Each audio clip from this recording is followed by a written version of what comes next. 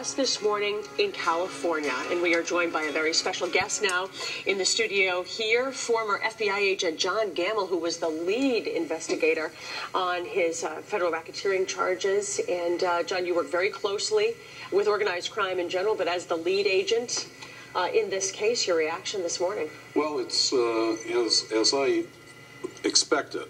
The phone call was going to come in the middle of the night, which is what I got from you, informing me of all this. I knew it was coming. I knew that the amount of resources they were putting into this, and the efforts that had gone on for years and years and years, the thoughtful efforts that had gone on, the combination of the many law enforcement people who were involved in this.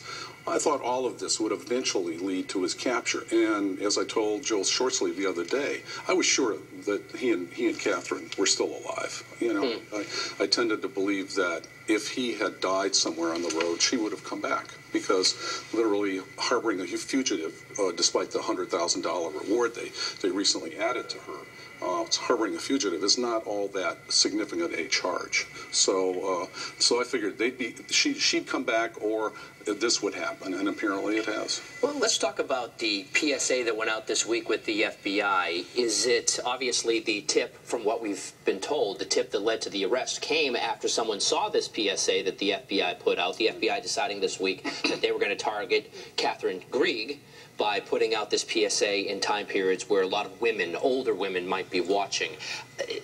Do you think this was just coincidence that they just happened to decide to put this out right now, or do you think they thought they were closing in on him and they had to act quickly? Oh, no, I don't think, if they had information that he was anywhere within the L.A. basin, I think they never would have gone out with this campaign, because that would have alerted, you know, given him more sensitivity to that.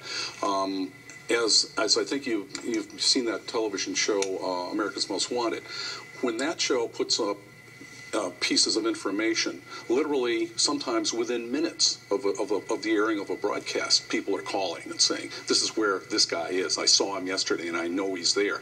And I tend to think that's what happened. Some PSA ran in L.A. yesterday and somebody said, oops, you know, I know that woman. So as of last week, they didn't think they were any closer? Yeah, no, I wouldn't think so. No. It's amazing, the speed this time. Yeah.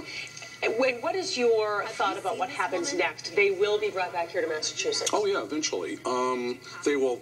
The first thing they'll have to do in Los Angeles is they'll have to go and have a hearing before a magistrate. And then they'll have to start through that process of bringing them back here. And that can be a lengthy process if they fight it. If they don't fight it, you know, the marshals will be able to get them back here, for U.S. Marshal Service, get them back here pretty quickly. But they do have to go through various procedural steps out in Los Angeles before any of that can happen. And let me ask you, this is probably a very tough question, but I'm going to ask it anyway. The Whitey Bulger this morning is sitting in a jail, probably a county jail, perhaps out in L.A. What do you think he's thinking right now? Do you think he thought that he would ever be captured alive?